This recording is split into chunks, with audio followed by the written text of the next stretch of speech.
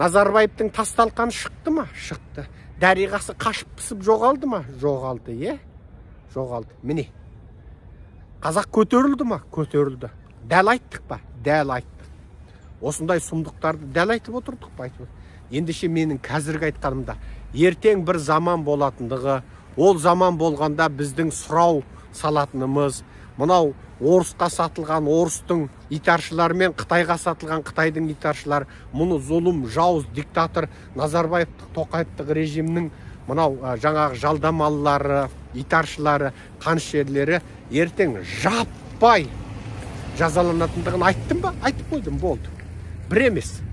Қанша уақыттан бері айтып келемін. Яғни ертең солай болады. Дәл солай болады. Себебі соған бара жатыр. Мен әулиелігімнен, білімділігімнен, бақсылығымнан, көріп келдігімнен, карташқанымнан, түс көргендігімнен, жұлдызға қарағандығымнан айтып тұрған жоқпын. Құдай сақтасын. Ондайым жоқ. Бірақ мына оқиғаның соңы солай бара жатыр. Орыс та Қытайда тасталқан болғалы тұр. Ал олар тасталқан болды деген сөз, біз демократия орнатамыз. Біз орнатамыз демократияны. Ал біз демократия орнатамыз деген сөз, біз сол ана өзіміздің әлсіздігімізге қарамастан алып империя Қытайға қарсы біз күреске аттандық па? Қытайды тізе бүктірдік пе? Батыстық демократияның күшінен пайдаланып Қытайды санкциядан санкцияға салдырып тасталқан қылдық па? Қылдық.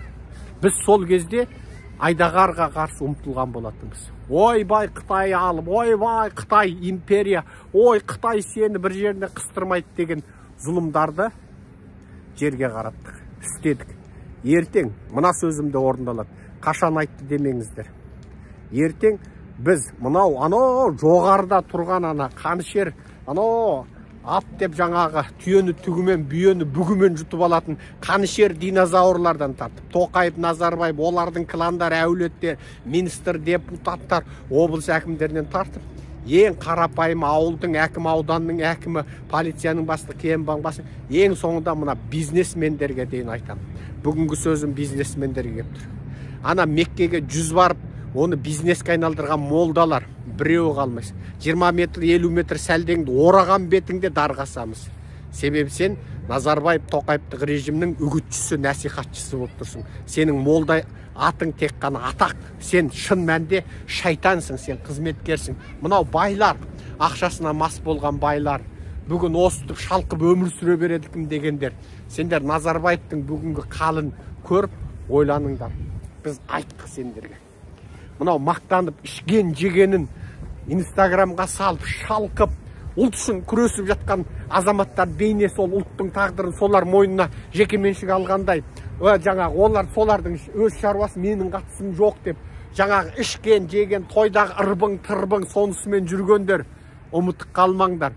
Бүгін сен қарқылдап 10 минут, 15 минут, 1 сағат күлдің ба, ертең содан 100 есе уақытыңды жылап еңіреп түрмеде өткізесің.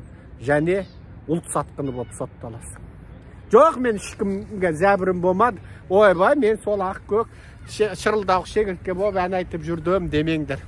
Шыңғыртқанның көкесі сонда болады.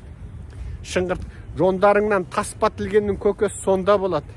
Әрбір бүгін уайымсыз, қайғысыз, бүгін жаңа қалың қазақ жылап, еңіреп, азғантай санаулы күрескерлер мына зұлым жүйемен алысып, және сөйтіп жүргенде, анау батырларымыз қаңтарда құрбан болып, олар міне қорлық көріп, міне арызданып Алматы, Астана шапқылап жүргенде, ауырғандар міне ауру басатын дәрілерге ақшасы жоқ, мүгедек болып, қорлық көріп, жылап, еңіреп жүргенде, сендер той-тойлап, рахаттанып жүрсіңдер. Енді осының сұрағы болмайды деп, қай миларыңмен ойлайсыңдар, миларың өкшелеріңе түсіп кетсе де. Мен осының бәрін теңестіремін. Бәріңді. Әрбір кекіріп, әрбір құтырып, әрбір ұлтын ұмытып, әрбір ертең Құдайдың алдында сұрағы болатын ұмытып кеткен сендерге осыны ескертемін. Күлкілерің күлін ұшырып жібереміз. Ойнап қалыңдар, шашып қалыңдар, жеп қалыңдар, ұрлап қалыңдар, ұлт мәселесінен қалыс қалып қалыңдар, үнсіз қалып қалыңдар. Қала беріңдер. Ертең есеп алған кезде көресіңдер. Айтпады екен демеңдер. айттым, нүктесін қойдым. Серікжан Біләшұлы. Дәл қазір 2022 қазанның 30-ы Нью-Йоркте 17:49. Аман болыңыздар, сау болыңыздар. Жақсылық пен ұлт мәселесінде күрескер ретінде жеңістің тұғырында кездесеміз ба? Жоқ, біз жеңістің тұғырында, биліктің тұғырында отырып, ал сіздер қылмыскер болып, дардың алдында бастарыңызға арқан салынып, дардың алдында тұрып, сол жерде кездесеміз ба? Бүгін ұлт үшін барлық күрестен қалыс қалып, үнсіз қалсаңдар, ертең баратын жерлерің сол. Және өмір бойы ұрпақтарыңның алдында қара бет боласыңдар. Бүгінгі бүкіл қазақтың атқамінер, саясаткер, ұрығары, қарақшылар, бүкіл байлары ертең ұлт мәселесінде үнсіз қалғандықтарың үшін бәріңді дарғасып, Алматы Астанадан, туған жерлеріңнен сатқындар моласын салып, және сендерді мәңгілік қара бет қып, тарихта қалдырамыз. Оны біз орындаймыз. Біз орындаймыз. Сол күн келе жатыр. Қашып құтыла алмайсыңдар. Назарбаев, Тоқаев кезінде бит семірген сорлылар. Қашып құтыла алмайсыңдар. Естеріңді жиыңдар. Халық жаққа өтіңдер, ақиқат жаққа өтіңдер. Арам байлықтарыңды енді сол ақиқат үшін күрескен азаматтарменен ымырағы келіп, ана ит жандарыңды, ана сасық жандарыңды құтқарып қалу үшін тырысыңдар. Ақылдарың болса. Себебі ертең соларыңды айтып шырылдап, дар майданда жылап еңіреген кезде мүмкін рақымшылық заңы бойынша ілініп қалуларың мүмкін. Ал онсыз сендерге рақымшылық жоқ. Себебі қазақ халқы қазір ең зұлым жағдайда өмір сүріп жатыр. Ал сендер шалқып өмір сүріп тұрсыңдар. Мәңгілік ештеңе жоқ. Мына табиғаттың осы әдемі жердің бұрынғы құтырған иелерін Құдай жоқ қылып жіберді.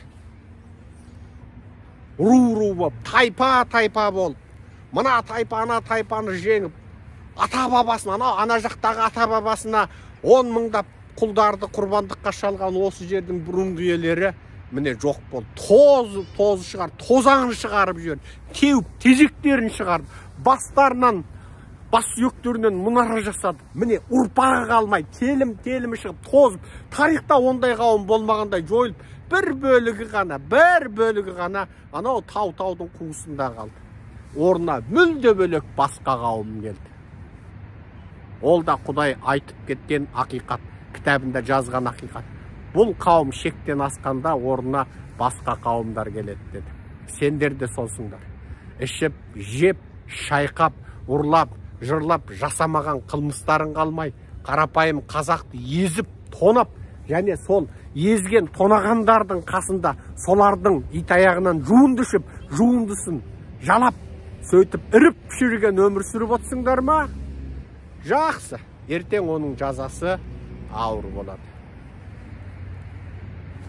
Естіген жоқпыз демеңдер, айтып қойдық. Аман болыңдар, сау болыңдар. Құрметпен Серікжан Біләшұлы.